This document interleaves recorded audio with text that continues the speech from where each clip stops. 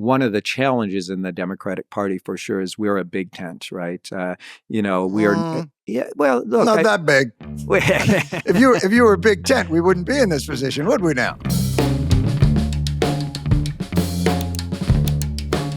Hey, everybody.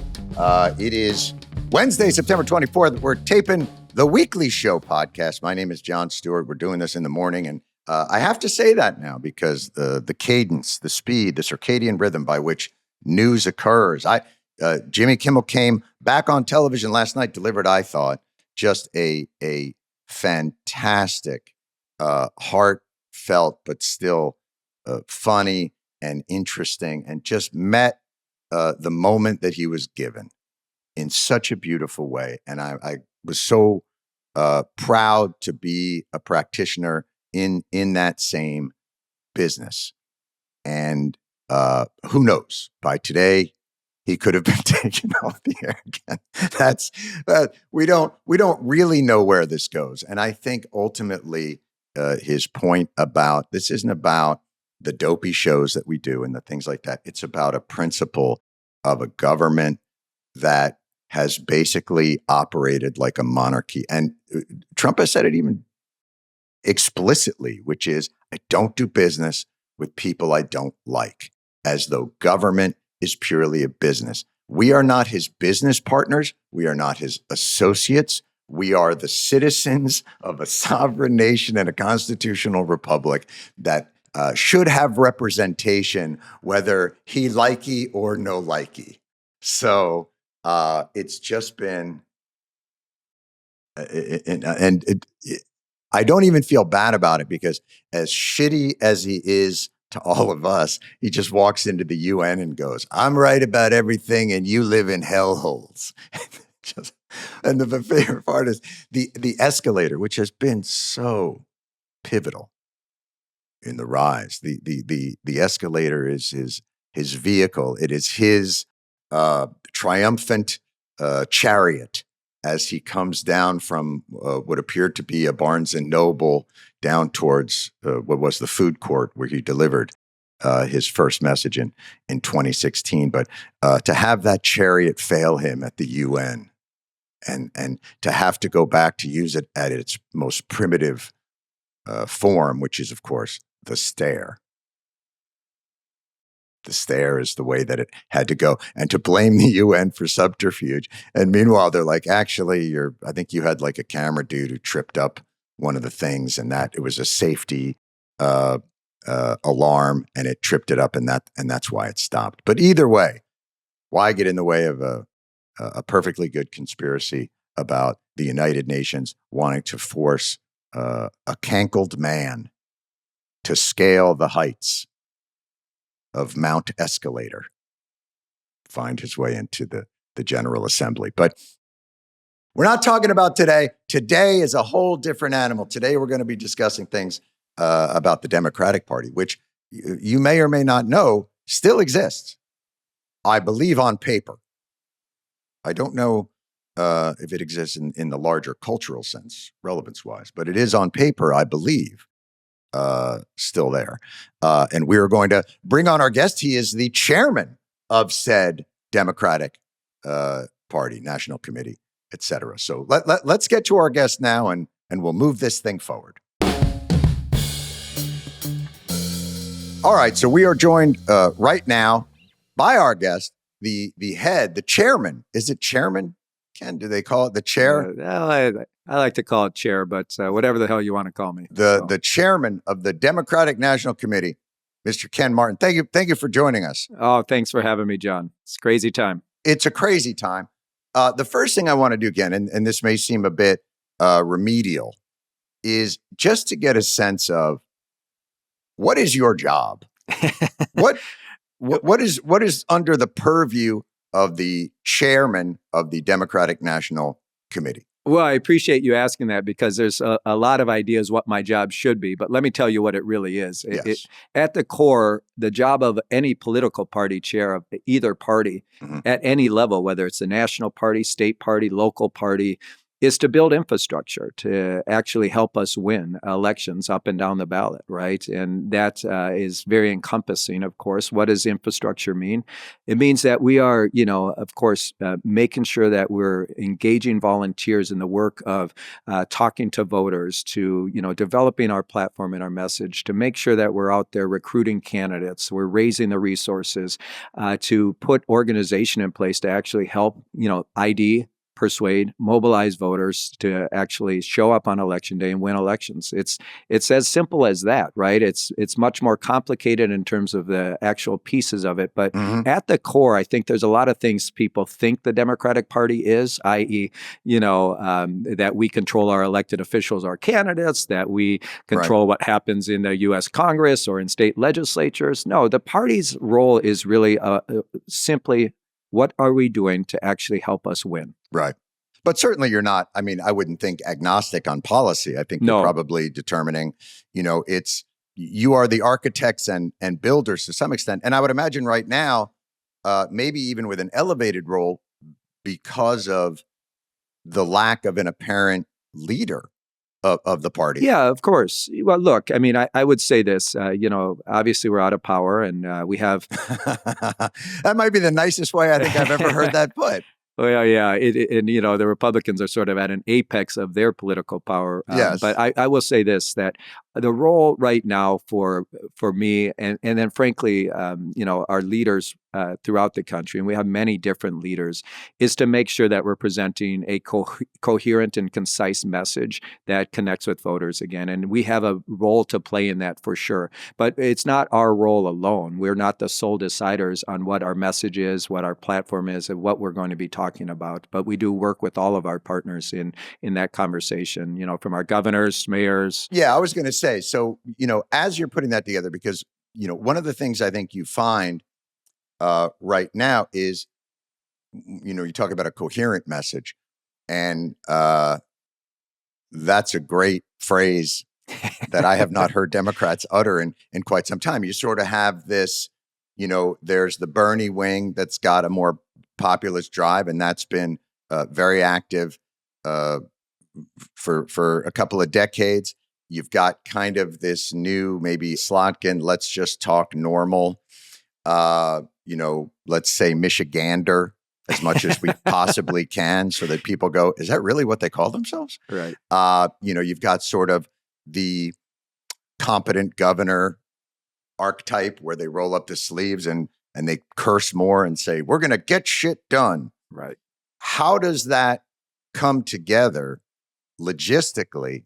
And then you've also got, maybe on the other side, you've got kind of the Ezra Klein abundance messaging.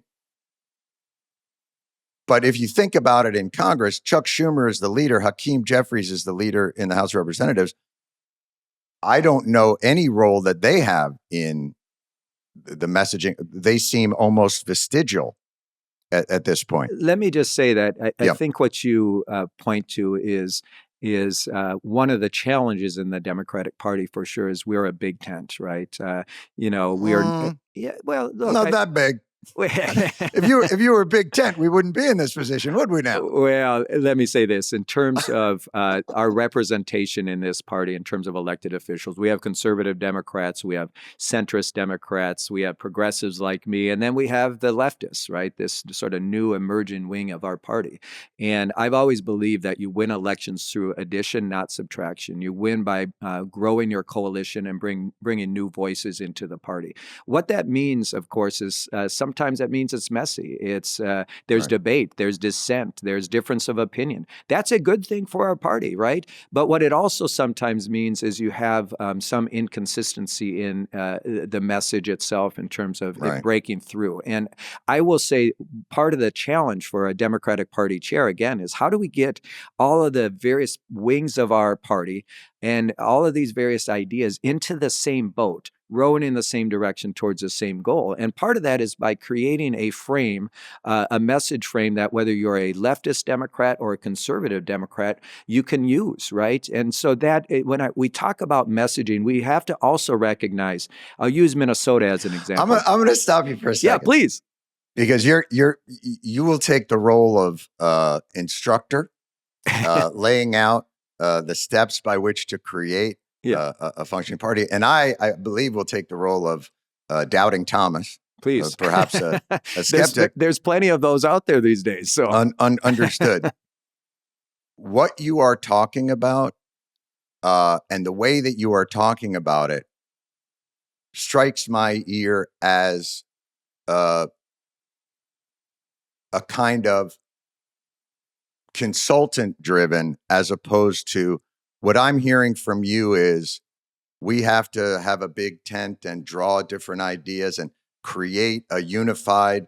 And what it says to me is I didn't hear once like what do you everybody believe in? What's the principle? What's the drive? I'm happy to get into what I think the message should be, and let me say what I think it should be. It's very clear, and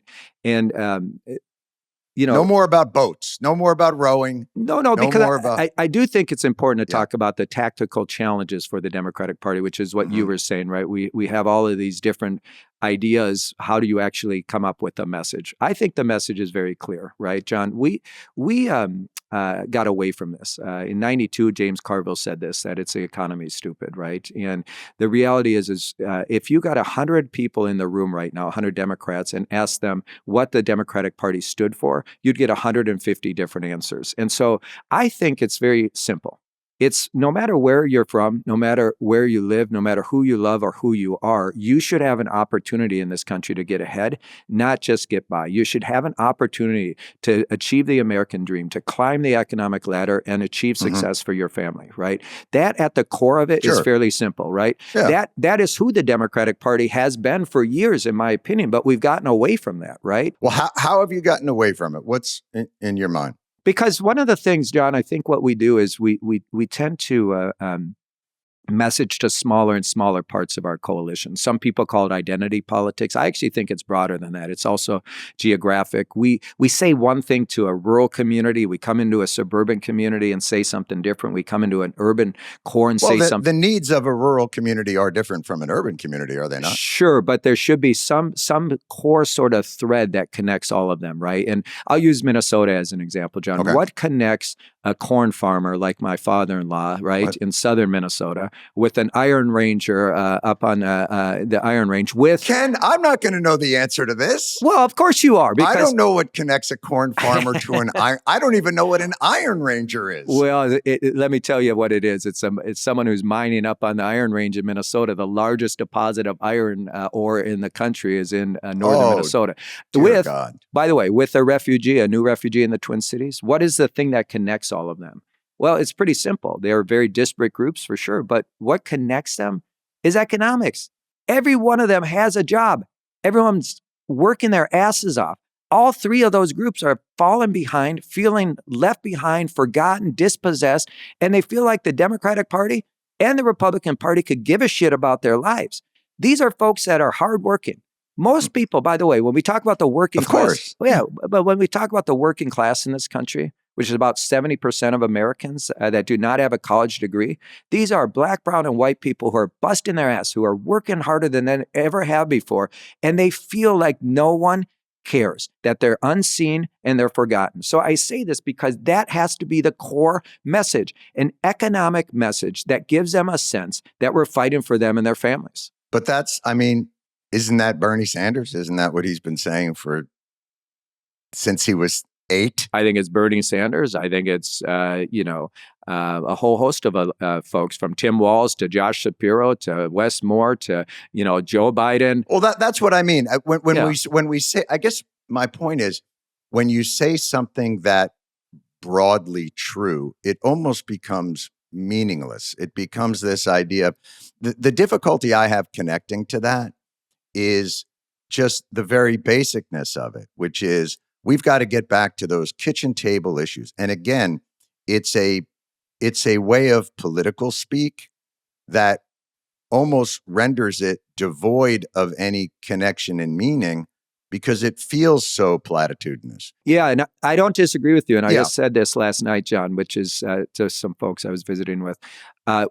That's the frame for our message. And then underneath of that, what we have to do is actually start presenting the specific policy agenda. And one of the things that I think about a lot, in 94, I worked on a congressional race. And as you remember, John, what was remarkable about 94? Contract with America, Newt Gingrich. That's right. And what was also remarkable in that year is they flipped a 40-year House majority. Neither party, Republicans or Democrats, have had long-term majorities since then. But the important piece is what you just reflected on. All right, guys. These days, every headline feels like it's been engineered to make you either furious, terrified, or both. It's honestly maddening. Like you can't watch it. You can't read it. You can't deal with it. Well, Ground News is here to help you fight back against the tyranny of reptilian emotion that these other news organizations are trying to hit you with. It's a response to this fear and anger-based media. They don't tell you how to think or feel. They aggregate and organize information just to help readers make their own decisions. Ground News provides users reports that easily compare headlines, or reports that give a summarized breakdown of the specific differences in reporting across all the spectrum. It's a great resource. Go to groundnews.com/Stewart and subscribe for 40% off the unlimited access Vantage subscription. Brings the price down to about $5 a month. It's groundnews.com/Stewart, or scan the QR code on the screen. One of the reasons that people think the Democratic Party abandoned the working class was the kind of, I guess what they would call, and I hate to use these terminologies, but neoliberalism, or the idea of globalization and NAFTA and sending jobs overseas and inviting China into the WTO. All these things that were kind of part of, you would think, the Clinton era movement of neoliberal economics, a kind of buying into, maybe not explicitly, but supply side economics, right? Yeah, I think you're right. And all that. From what I've seen, the people that are building this new Democratic Party, and for those of you, this is a podcast, I'm making the air quote thing. I'm doing the new Democratic Party.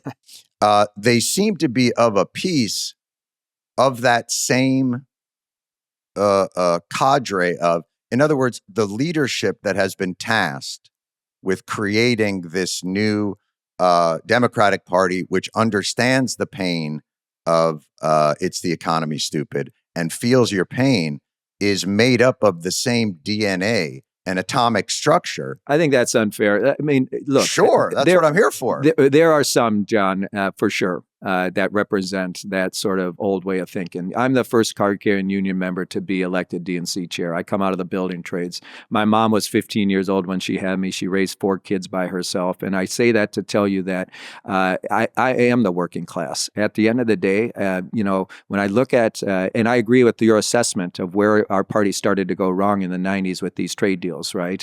As a union member, I will tell you that at the core, we've seen union membership and union households declining. And of course, as a result, we've seen the middle class shrinking and declining, right? The wealth inequality in this country is greater than it's ever been. And so we have to get back to those roots. And by that, I do not mean through a neoliberal lens, as some in our party approach these policy conversations.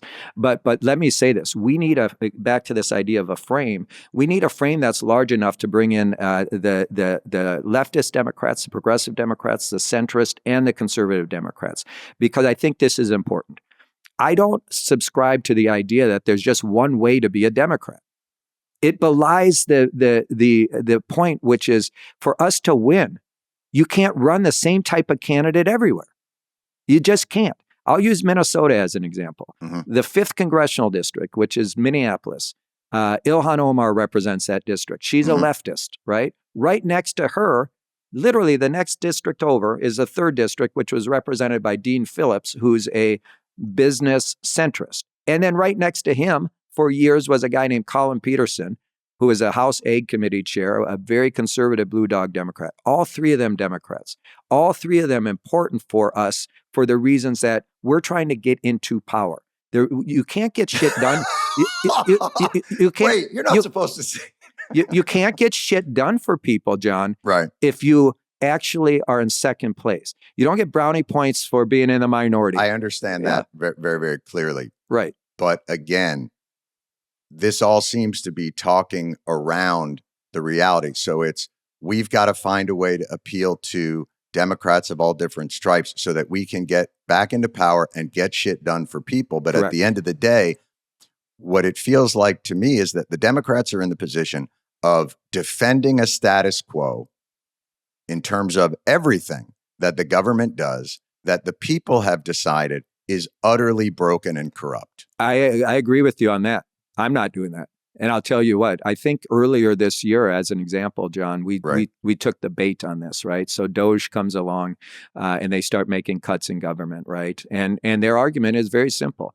Government sucks. It's not working for you. We're going to blow it up and we're going to make it more efficient. There's massive fraud and abuse. And what is our response? Don't cut government. Government's good. It's working for you. Well, guess what? Most working people I know, most families like my family, they don't believe that government's working for them. It hasn't worked for them for years. Right. So suddenly the Democratic Party becomes the defender of the status quo. Well, guess what? The status quo is not working for working people. So I think the collective we as a Democratic Party made a mistake. Yeah, we believe in government, right? But we got to fix it. We got to reform it. We got to make it work for people. So tell me about that. So Doge comes out and that's happening. You've just jumped in at DNC at that point. So what is the discussion? Is the problem here that the Democrats only have a way to steer away from the crash, but they don't know what they're driving towards in this moment? Yes, I agree. And I'll give you the example of, because there is a thirst out there in the country like I've never seen it. And you see the energy with a guy like Mamdani in New York City. And you may not like everything that he's doing, but there's a guy who finally harnesses the type of energy and drive that Democrats have been talking about wanting to harness. And the first thing that happens is everybody runs in the other direction. Well, that's not true, but some people did. A lot of people in the Democratic Party. I was the first person out of the gate to endorse him. And, and I will tell you, John, that I think you're absolutely right on Mamdani. But you've got Chuck Schumer and Hakeem Jeffries, both New York, supposedly the head of the Senate and the head of congressional Democrats running in the other direction. You know what, John? Every morning I say the Serenity Prayer, which is important to me, and I say that. What? Let me tell you why. Because there's things I can't control. You asked this question at the very beginning, which I appreciated you asking. What does the Democratic Party do?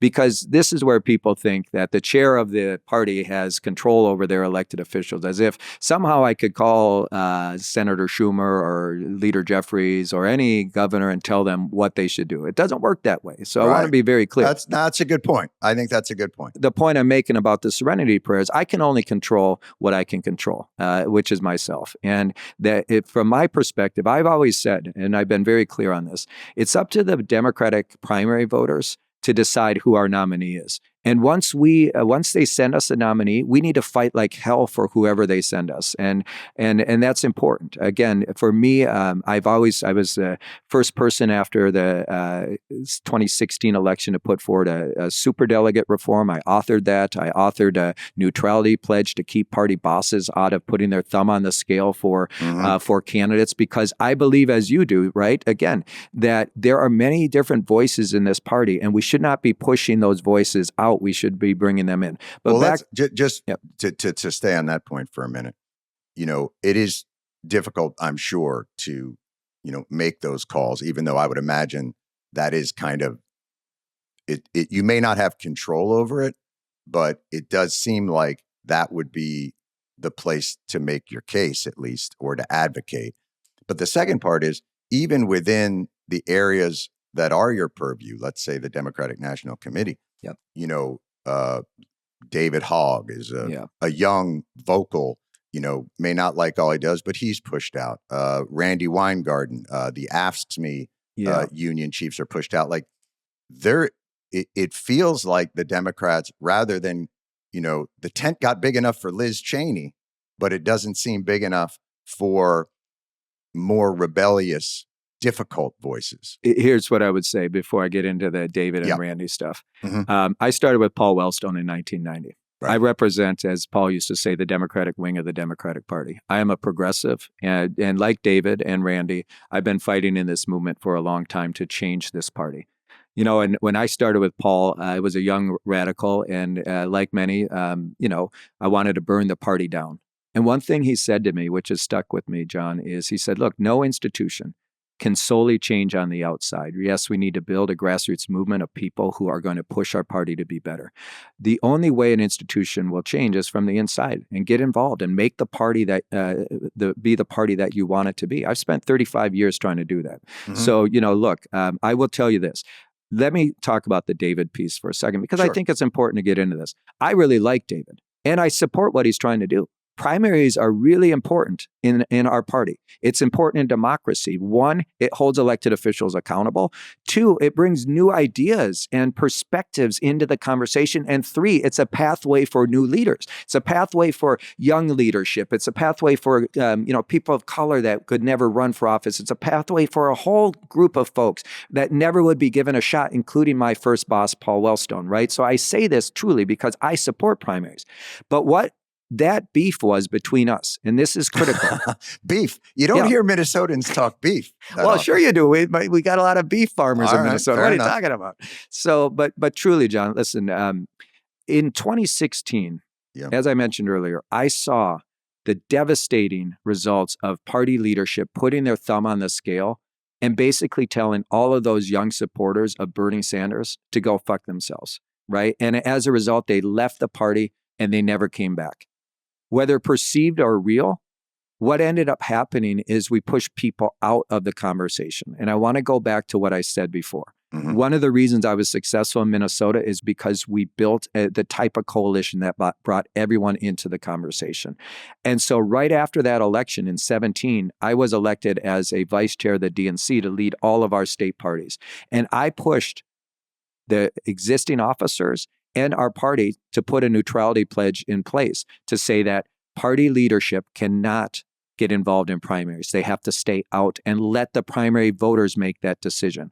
When I campaigned for this position, I said I wanted to codify that into our charter. And so the difference that both David and I supported each other's positions. He supported neutrality. I supported primaries. But there is no way to reconcile them. He couldn't be an officer while also then having his organization he leads be involved in primaries, which is why he decided to step down.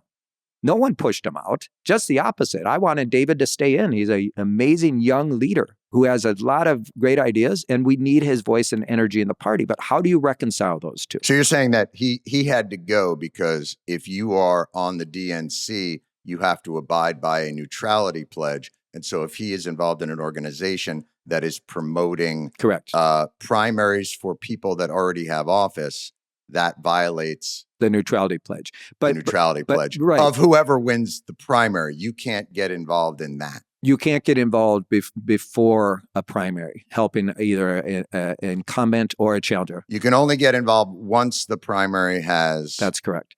And that's because we want the will of the voters to prevail, not the will of a bunch of, party leaders in a back room making decisions on which candidates they think the party should support. It shouldn't work that way. And that is, for me, a direct result of my early days with Wellstone when the whole establishment was against him, right?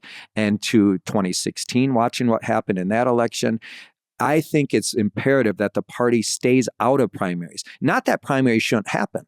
Primaries should happen. We want them to happen. But people like me should not be involved in putting our thumb on the scale and picking winners and losers. Our job is to be the referee, to make sure there's a level playing field, to call balls and strikes, and to not actually be a player. We can't be involved in primaries. But that seems,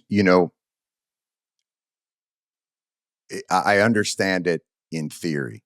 Yep. But in practice, the idea that the DNC is going to be agnostic when it comes to, in the same way that if you see a candidate that you feel like is going to have a better shot at a primary, but is a crazy person that's not going to be able to survive in a regular election once the primary is over. And we've seen that in the Republican Party a lot. They pick kind of the most MAGA person to get in a primary, and then they get in a state election or a larger election. and they fall apart. The idea that the DNC or any of those would not take a position on that or would be agnostic based on that pledge doesn't seem realistic, or how it operates in practice. You are also part of recruiting.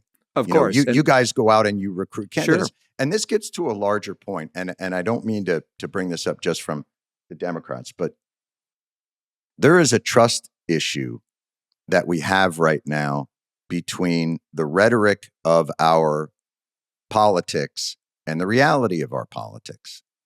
And Yes. Kamala Harris's book, I think, has done I know everybody's shitting on it. I haven't read it yet. It does a real service. Maybe not in the way that she had intended or that the political parties will be happy about, but it exposes that the conversation that we all think is happening, but we're told over and over again is not happening, whether it be when you choose a running mate, are you looking at whether or not they're gay or Jewish or black, to the point of when you looked at President Biden, did you think he was strong enough to go up against Donald Trump in the national election again? We were told over and over again how ridiculous those statements were, how crazy that is, no, I pick the most competent I look for the best person possible. What? Joe Biden behind the scenes is sometimes during meetings, he'll be solving quadratic equations while we're also doing Medicare.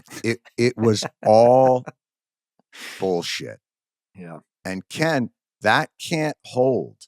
And so when we talk about like, we're neutral and we stay out and here's the rules and this is how we play, like it really strikes me as a fundamental foundational problem of erosion of trust. I don't disagree with you, but the way you build trust is by not thumbing your nose at voters and telling them, guess what? We get to make these decisions and you don't.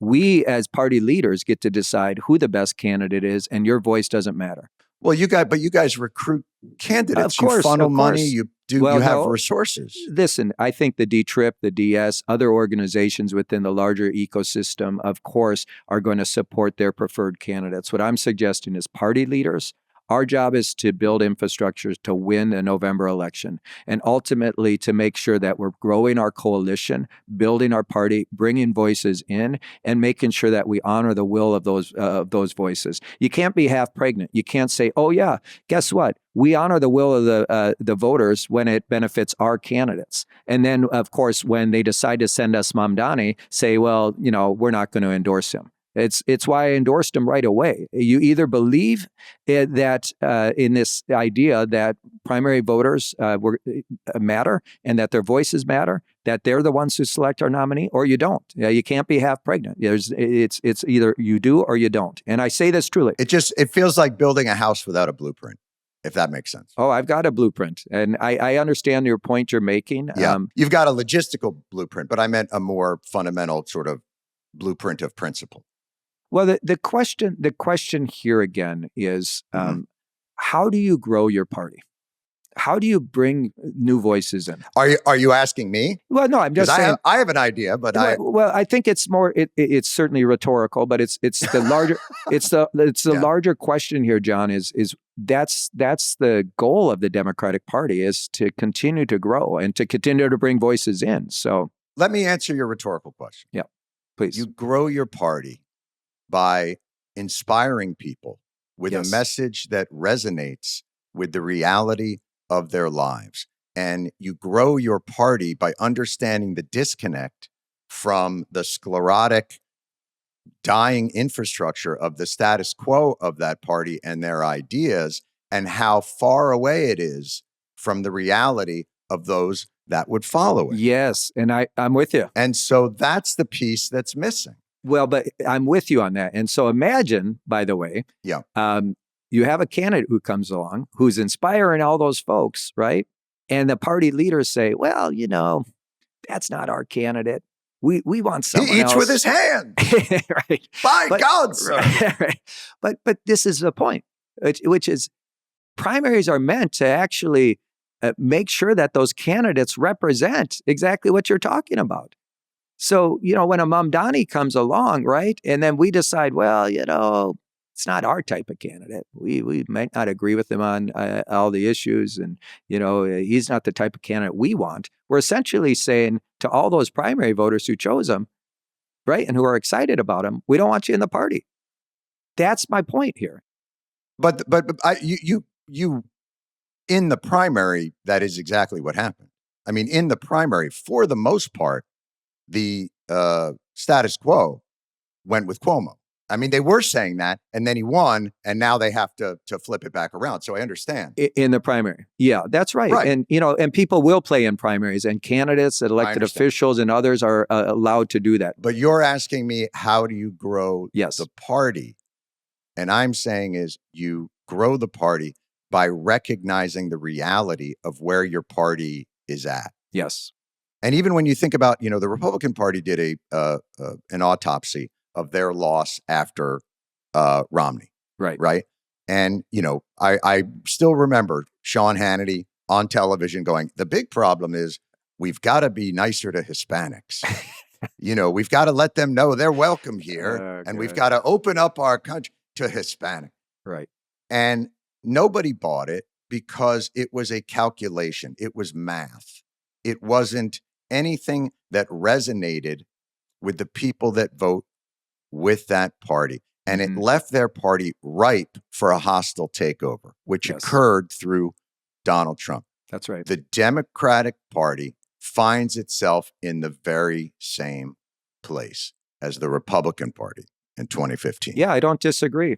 And the question is, do you want energy in the party, or do you want it on the outside, right? Do you want it? Do you want to grow your party ranks? Again, I go back to what I said before. Yes, it means it's messy debate and dissent, and a wide degree of opinions on any given issue. The Republican Party benefits from the fact that they're very homogenous as it relates to ideology, and so it's easier for them to be more disciplined. Easy for them to be more nimble. I don't know that that's necessarily the case, but I think it is. I mean, but let me say this. In terms of ideology, explain that, because I'm not so sure, especially now where Trump had inroads into the Black community and the Hispanic community. And, I would say the Democratic Party has plenty of litmus tests for their candidates. Does the Republican Party have some pro-choice members? It does. Does the Democratic Party have pro-life candidates? Probably not. Yeah. Here's what I would say. At the end of the day, Donald Trump has essentially stifled out any dissent within his party. Well, certainly now, yeah. If a Republican elected official dares speak out and stand up for their position, they're drummed out of the party. But it's not ideological dissent. It's basically, if you like me and you'll do what I say, you're in. Because he's not ideologically consistent.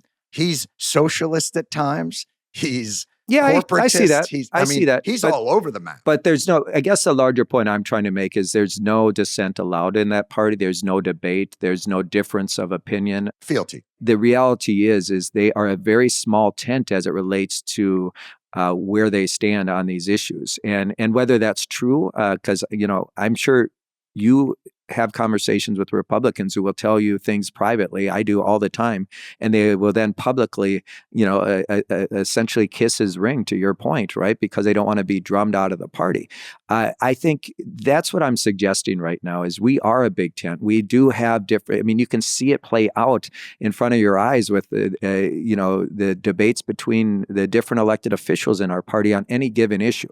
But I would say that, again, some people fear that. That's not me. It's the thing that helped our Democratic Party grow. Let me share this. It's a little bit of a long story, but 1948, you and I were, I know. Wait, what? Okay. Hear me out on this, because it's going to take a little bit. We're going Truman? No, it's going to take a little bit of a meandering path. All right. Hear me out on this. 1948, a young mayor from Minneapolis, he's 34 years old at the time, brings a civil rights plank to the National Party Committee, right, to the DNC, to our platform committee.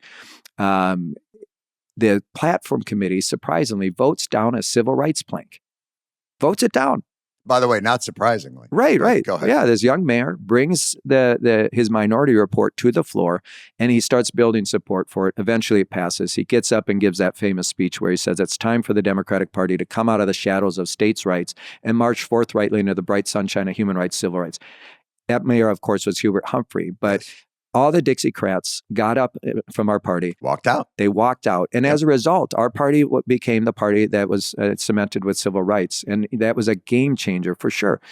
1972 in Miami, right? The convention there. It was women and feminists who stood up and pushed our party on an equal rights amendment and abortion rights. 2012, I was proud in Charlotte to be one of the authors of the marriage equality amendment, right? I say this truly, John, nothing good in our party, I'm not going to talk about the Republican Party. Nothing good in our party happens without new voices pushing our party to evolve on issues. It doesn't just happen organically through the goodness of elected officials and party leaders coming to their senses on any issue. It takes people pushing. So how short-sighted would it be for me as the chair of the DNC to say, you know what, I disagree with your position, so you're out. No, the only thing that helps our party grow and evolve is to bring new voices in who will help push our party to be better. And I truly believe that. And yes, it's caused a lot of consternation and pain and argument and all that over the years, but we're better off for it. And back to your earlier point about having a vision, I couldn't agree with you more. The reality is we got to take it from just the platitudes and have a specific policy prescription to your point about 94, right? What Newt Gingrich did, and I didn't agree with anything that he stood for, is this. He gave people a value proposition. Gave them an infrastructure. You vote for us. Here's what we're going to deliver. Here is the value proposition. The Democrats aren't doing shit to help you. Here's what we're going to do. So what I have said to other leaders in this party is this. We've got to move from just the frame, from just the sort of larger vision we have, to specific policy that gives people a sense of actually what we would do if they put us back in power. Do you have a sense that it's interesting. Kamala Harris' book is called 107 Days. Yep. And the premise of the book is it's just not enough time. Yeah. People didn't know what I wanted to do. I think that's right. But let me give the caveat.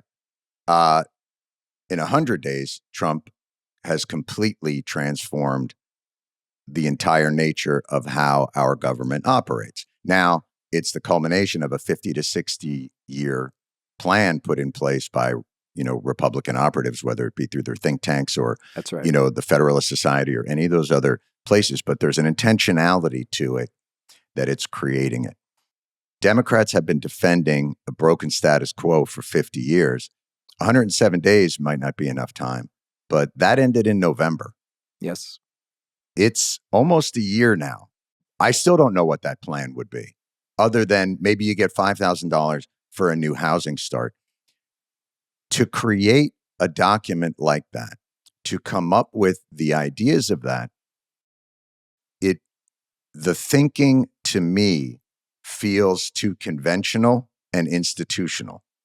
And that institutional thinking doesn't give me hope that there are those changes that are going to be coming to the Democratic Party because, I look at everything as process equals product. If your process is flawed, your product is going to be flawed. And I'm a little concerned about process and back to our original point, which was that's kind of more the purview of where you guys are. Yep. How are you seem to understand where you want to go. Do you understand the process by which you want to get there? Yes, for sure. I mean, look, we have a brand problem, a message problem, a messenger problem. And a policy problem. Well, that's the message, right? And so the message problem. It's not the message. Well, the message is how you sell the policy. But of course, shitty policies, it doesn't matter how you message it. Yeah, that's right. Brand, message, messenger problem. And we also have a tactics problem in terms of message delivery, where we're getting our message out to, et cetera.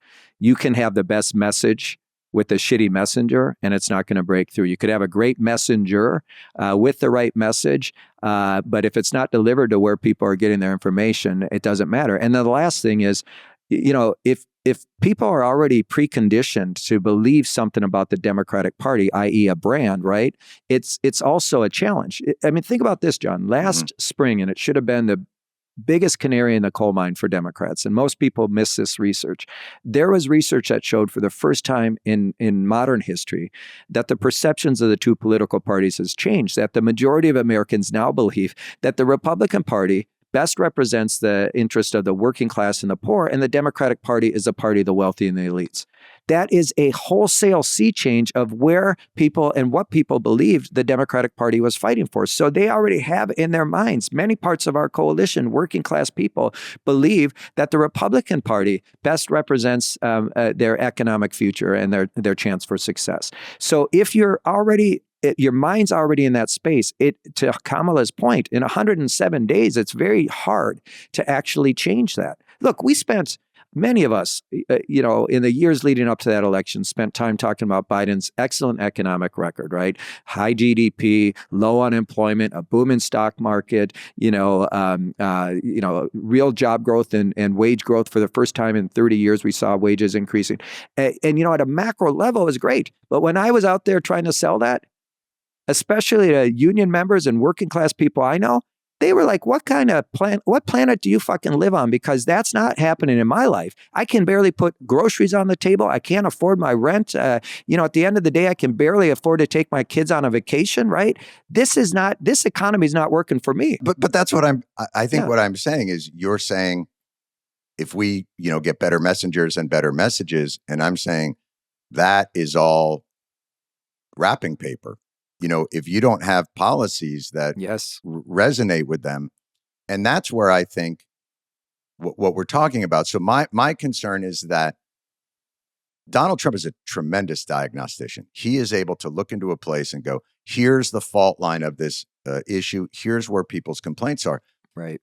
To say that the Biden administration thought their economy was great, and when we went out to talk to people, it turned out it sucked, is malpractice for the political class of the Democratic Party. I don't disagree with you. So I worry that when I hear the fix is we got to really think about messaging and messengers and all that without hearing a more prescribed, diagnostic, right? If you don't have the diagnosis about why that is. Absolutely. Why is it that government policies are not connecting?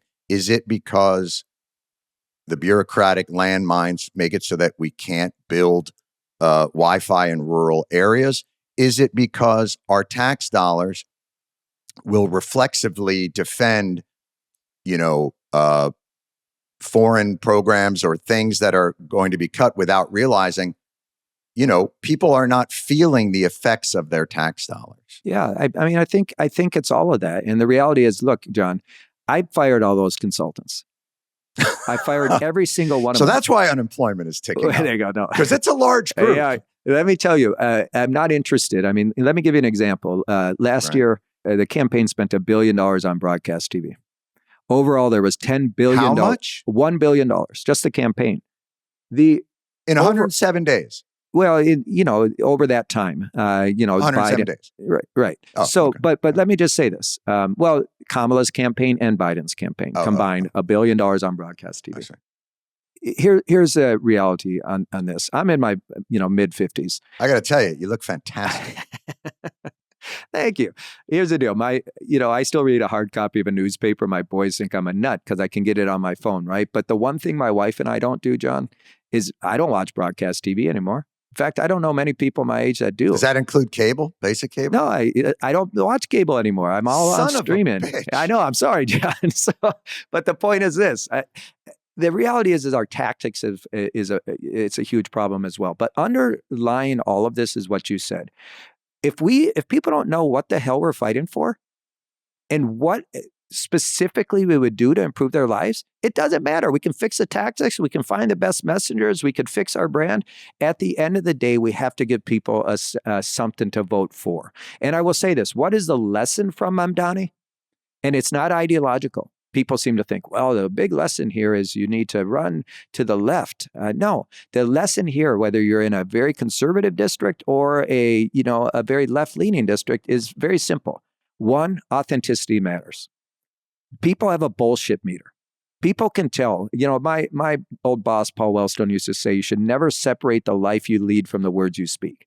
The reality is there's too many politicians who do that. At the end of the day, people can smell through it. When you're talking about just platitudes, right, to your point, people can smell through it. Don't just tell me what I want to hear. I need to see you actually show me what you're going to do and then deliver on it. And I want to come back on the delivering piece in a moment. But I would say, can I just very quickly, again, authenticity is the new buzzword. It's the new strategy is authenticity, but it's still a strategy. What I think connected with Mamdani is he diagnosed a frustration within the population of New York City. He understood that the real tenuousness of New York City is affordability, that the city itself has become, and it wasn't the authenticity of, and I'll eat with my hands and I'll do that, and I'll go out to the San Gennaro and act like a real dude.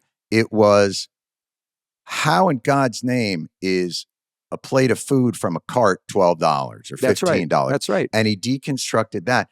He was able to identify the crux of the issue and very simply present some ideas that might be able to battle that. It's simpler than authenticity and the messenger and the metrics. Well, I do think it's simpler than that, because at the end of the day, right, we could have plenty of people who are saying the exact same thing who aren't believed by voters. At the end of the day, this is where the authenticity matters. It's not just saying something, right? Well, you have to believe it, certainly.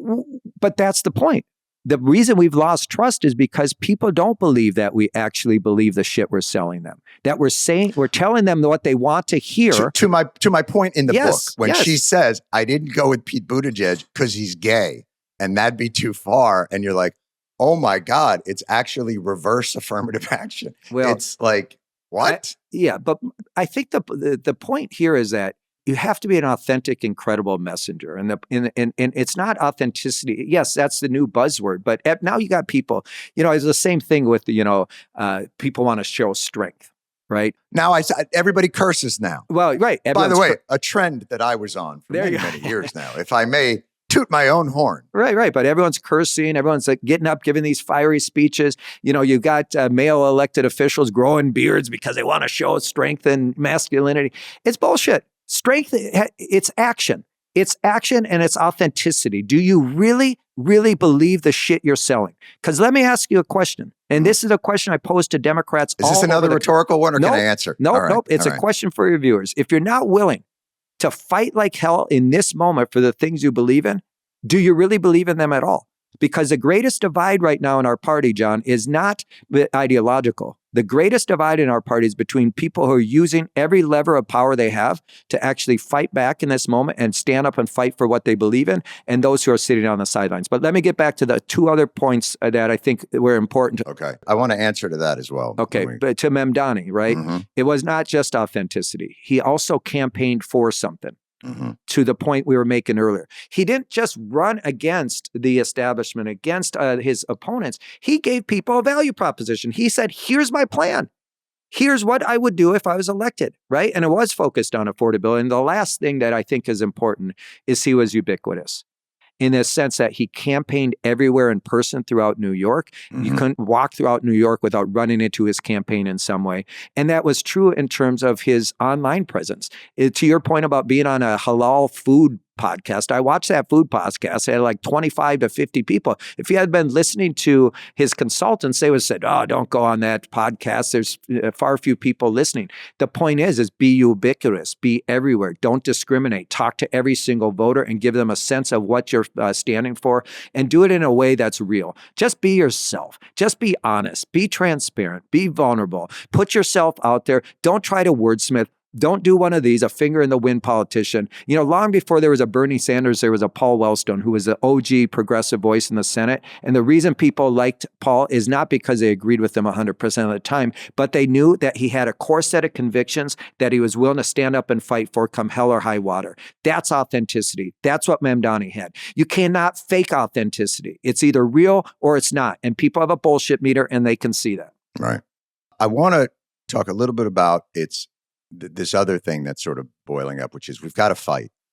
We've got to stand up and fight. And people, you got to fight like hell. And I believe this is a moment that's going to take effort and energy. And anything that I've ever seen done in Washington that I thought was of good value was a protracted battle.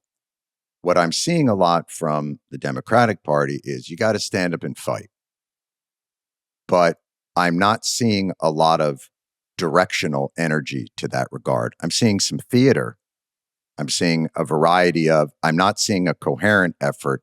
The thing about the energy, right now out in the country is maybe the most vast reserve of potential energy that I can recall seeing, maybe since, and I was very young, and so I probably don't have a great understanding of it, but as the Vietnam War was winding down, there was a feeling in the country, a vast potential energy of a new way to move forward. And I'm seeing a lot of that now, and I'm seeing the urgings of a party. The issue that I'm seeing is to convert that potential energy into kinetic energy is going to dissipate out into the atmosphere if it doesn't have a focus, if it doesn't have a parabolic way of creating heat and light, because it's not enough to say you've got to go to these town halls and stand up and yell. Like, that's not where people's thirst is. That's right. They want to convert that potential energy to kinetic energy to start. They want to start understanding that the politician that wants to lead them knows what's wrong with the system that they're seeking to fix. Yes. And I have not seen a great deal of that. And isn't that job one that will help be the stepping stone for all those other things that you talk about that are so necessary, right? Everything you're talking about is necessary to create a sustained movement of change in that direction. Yes. The short answer is yes. But it's, have we missed that? Oh, you know what we forgot to do is build the front steps. No, I don't think so. I mean, look, this is a rebuilding process right now. And part of the reason I ran is not just as a result of the last election cycle, John. I have seen over 20 some odd years negligence on the part of the Democratic Party. But let's just take how we campaign as an example, right? To put the messaging stuff aside for a second. We show up 3 months before an election and have the first conversation with voters, right? And usually that first conversation is, hey, we need you to do something for our party. We need you to vote for us, right? So it's a very transactional relationship. Then again, they don't see us for 2 more years. Same time we come around, we have the same conversation, repeat. And suddenly people start saying, well, holy shit, the only time I see that Ken guy is when he needs something for me, right? He doesn't really seem to be invested in me, my community, my life. And so you start to lose trust, right? The second piece of this, by the way, is delivering, which is we get into power. We make these promises. Hey, vote for Democrats. We're going to actually make a difference in your community. We get into power, and then we don't deliver on those promises, right? In a real way that actually moves forward. So the idea of actually presenting a vision of going back, again, no one believes the status quo is working for them right now. We have to present a new vision of government that works for working people again, a new vision of where this Democratic Party is going, because that old vision, people don't buy it. Clearly the brand is broken, but also the old sort of platform and approach to policy is not working, which again requires us to move from the platitudes to the specifics so people know, how is what you're selling me any different from what you told me for the last 30 years and my life is still the fucking same? Who's involved in that process? Because when you talk about, I'm going to relate this to the only thing I know how to relate it to, which is the New York Football Giants. They are also rebuilding. It's been about 10 years now, and they keep talking about, we just got to fix the offensive line. but they keep going with the, sort of the status quo of people. That goes back a little bit to what we talked about earlier. Is the process by which you are doing that flexible enough, open enough, visionary enough Yes. that you're not just bringing in, Neera Tanden and Jake Sullivan and Yes. going like, so have at it. Are you, is the institutional thinking being challenged enough to create that step that needs to be created? Yeah, I mean, look, we're certainly pushing here. I mean, we started right when I came in with a whole branding and narrative project that's outside of what our policymakers and others are doing up in Congress and throughout the country to really, and this, again, is very technical, but I think it's important. Technical in the sense of like digital or some computer? Digital. No. Here's where it's technical, which is I think the research that we've used to sort of understand public sentiment is really flawed. Quantitative and qualitative research is only as good as the inputs in, and so come to the deli I go to. You will get the feedback is very clear. This is the point I'm making. This is the point I'm making. Actually, John, thank you for sharing this because actually, Bill Clinton said this in '92, which, again, hasn't changed, which is we really want to know how the American people are. Go and sit in a cafe or go to a Friday night football game and listen to parents around you, right? We don't do that anymore. And by the way, because we're only connecting with voters 3 months before an election, we're just getting a sliver of the actual public sentiment. And this is why we have a brand problem. At the end of the day, we're not listening anymore. And so much of this is listening. So we are, from a technical standpoint, we're using AI and social listening tools to actually get on a daily basis what's happening out there on social media. But Ken, we're also getting out to the cafes and to the football games. We're doing ethnographic research. For AI listening tools, and it's so fucking simple. It is simple. People have kids. I've said this.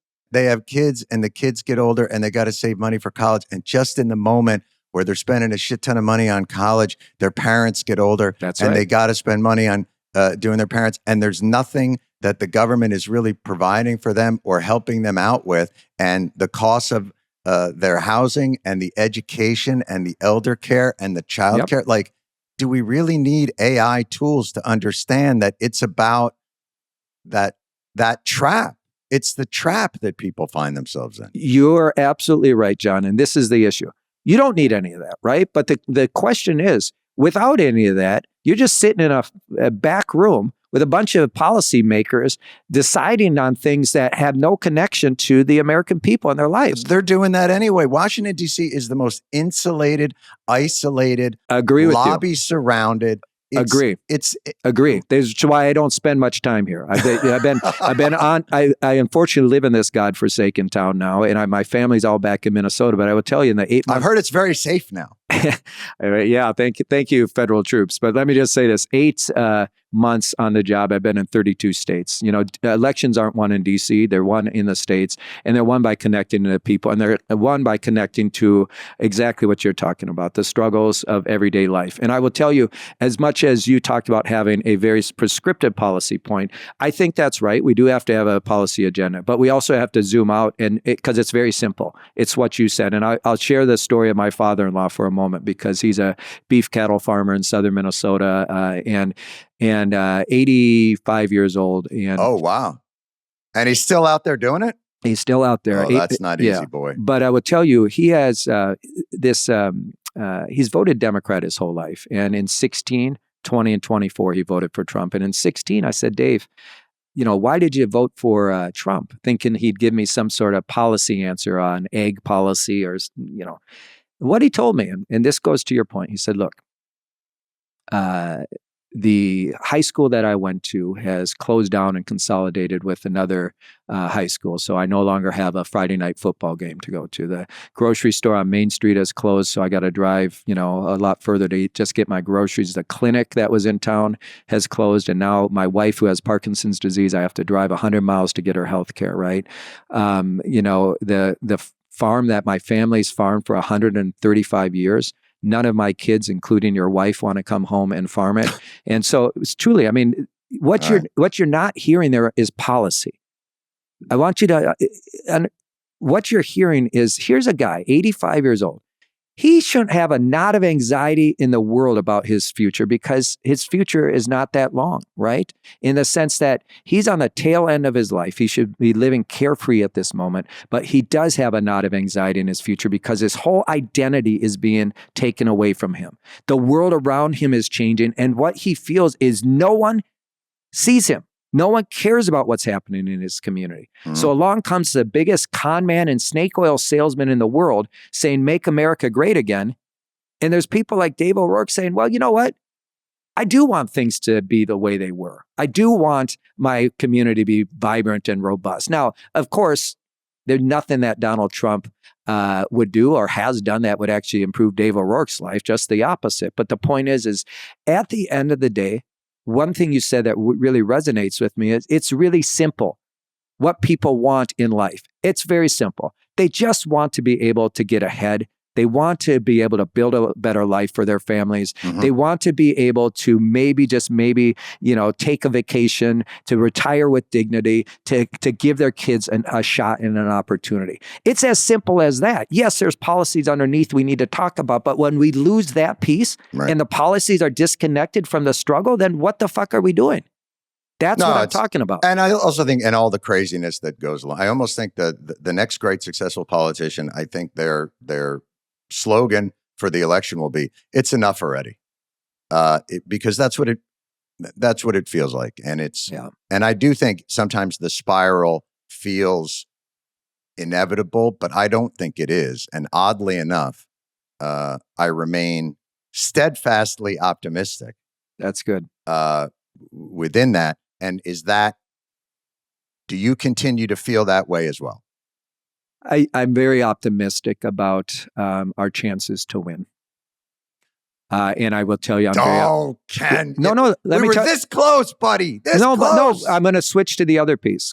Winning without. No, this is my point. I'm not optimistic that winning in 26 and 28 helps us win. And what do I mean by that? Yeah. If we do it the wrong way again, we're not building trust with voters. Right. If we do it the wrong way again without a very specific policy agenda, we're not building something that transforms people's lives. If we build it in a way that actually doesn't reflect where the American people are at, it's just not going to work. And so I am optimistic that we'll win. I'm not as optimistic as much as I'm trying to change the way we do this, that we can change, to your point, this whole ecosystem in, this short time. Here's what I'm pessimistic about.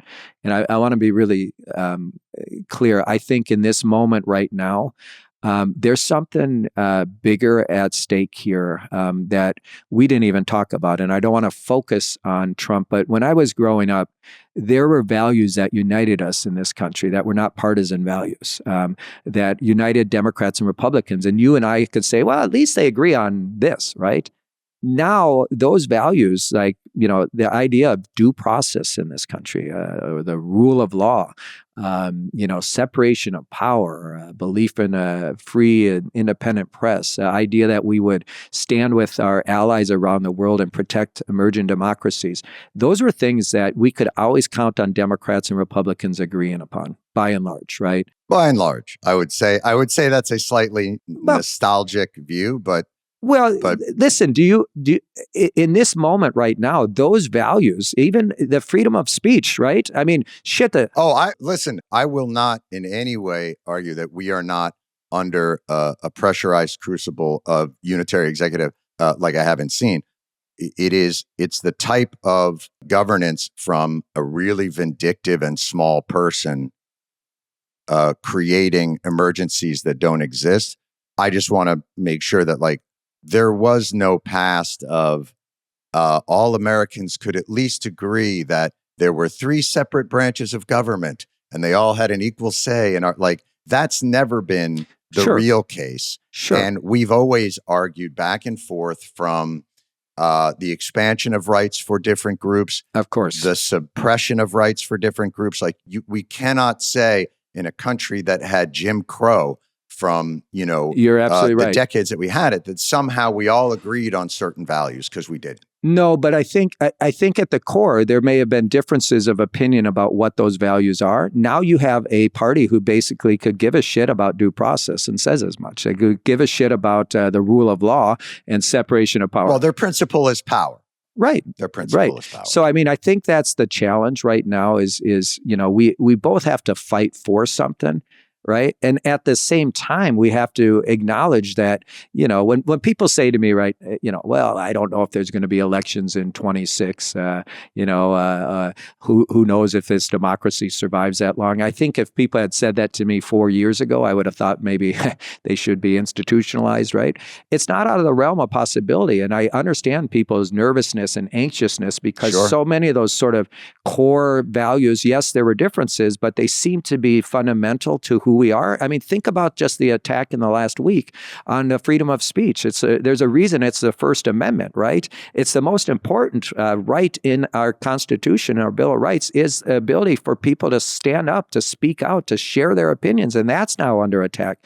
So I say all of this because I think where people's angst and anxiety comes from is not just the fact that the Democratic Party has a piss poor message and isn't necessarily presenting an alternative to what the Republicans are doing. It's also what the Republicans are doing. Oh, no question. And their anxiety that, holy shit, we may not have our democracy anymore. Yeah, there is definitely a tenuousness to a lot of the things that we thought were, kind of, it feels a little bit like the hot air balloon where it's just like, there's just now the two ropes that are holding it together. And you're like, I don't know about those two.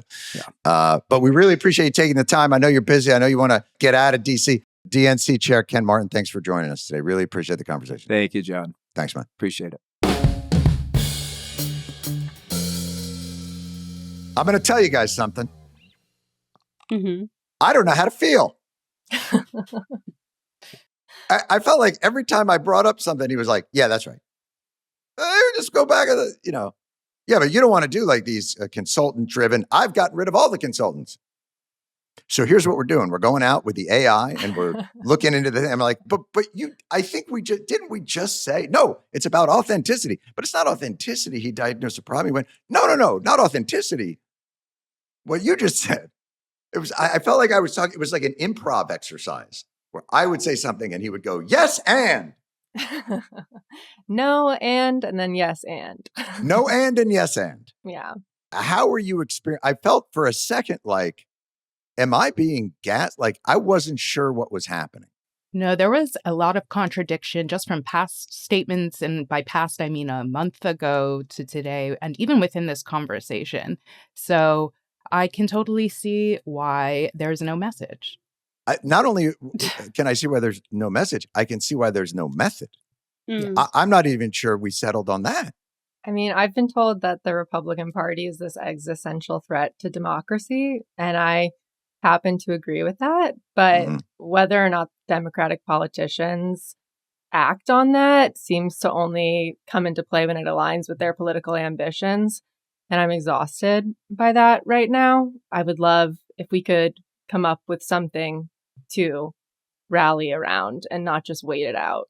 Right. I understand that Ken Martin can't control the candidates, even though he's recruiting people and putting... No. Neutrality. They have a declaration of neutrality. I know. But something that did stand out to me is that we didn't discuss the fact that Mamdani partially was so successful because the other Democrats, like Brad Lander, rallied around and made it more about the Democrats than about individual power. And something that stood out to me in our Pritzker conversation 2 weeks ago is that when you specifically asked that question, is individual ambition getting in the way of Democrats working together? And his answer was about how people get elected.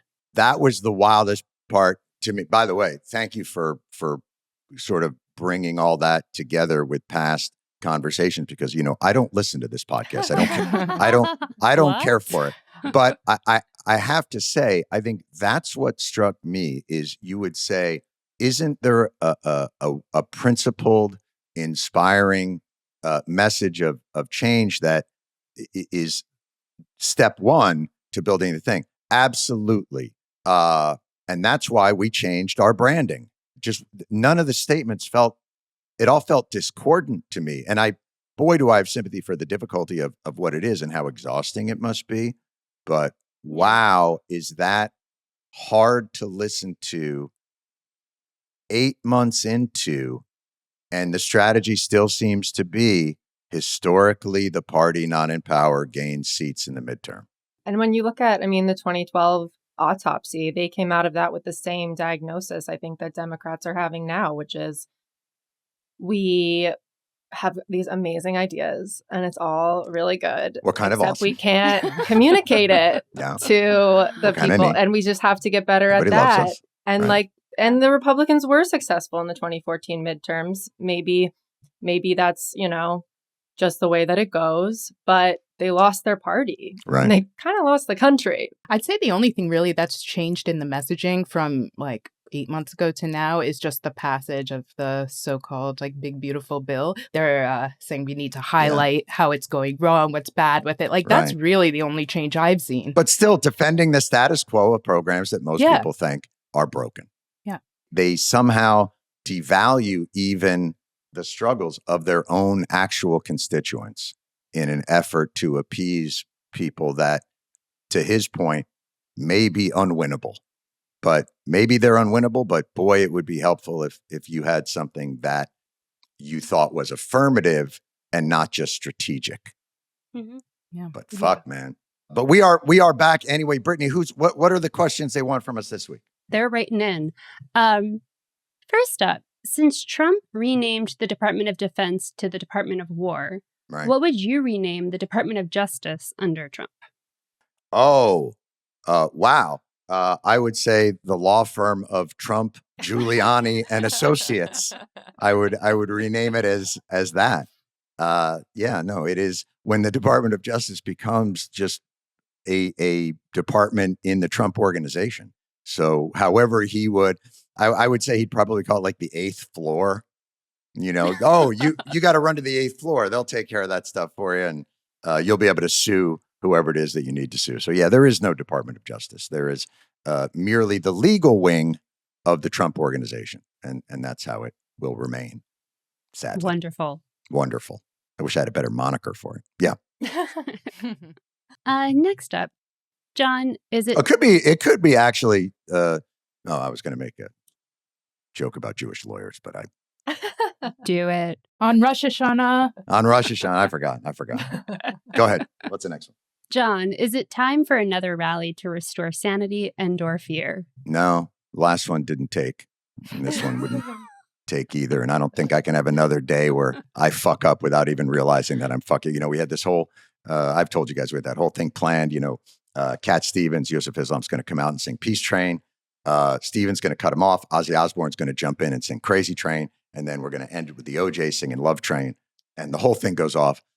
I mean, we rehearsed it in a trailer that morning. Ozzy Osbourne, literally right before the entire performance started, after we had done all this rehearsing in the trailer, I go up to Ozzy right before and I go, Yusuf is going to do Peace Train, just 8 steps. Steven's going to cut off and then you jump in with Crazy Train, right? And he's like, oh yeah, it's going to get Train.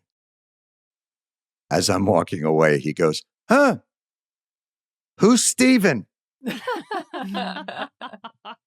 So that was, and then literally the next day, Salman Rushdie's on the phone with me going, how can a rally to restore sanity have a singer that wants me dead? And I'm like, wait, what? What the fuck? So there was a whole hullabaloo. So yeah, not only did we not restore sanity anywhere, but I lost mine, for God's sakes. But it's a delight. How can people keep these questions coming? Our Twitter, We Are Weekly Show Pod. Instagram, Threads, TikTok, Blue Sky, We Are Weekly Show Podcast. And you can subscribe, and comment on our YouTube channel, The Weekly Show with Jon Stewart. Respect. Guys, as always, fabulous job. Lead producer, Lauren Walker. Producer, Brittany Mimetovic. Producer, Jillian Spear. Video editor and engineer, Rob Vitolo. Audio editor and engineer, Nicole Boyce. Executive producers, Chris McShane, Katie Gray. Guys, fantastic job. And we will see you all next week. Bye-bye. The Weekly Show with Jon Stewart is a Comedy Central podcast. It's produced by Paramount Audio and Busboy Productions.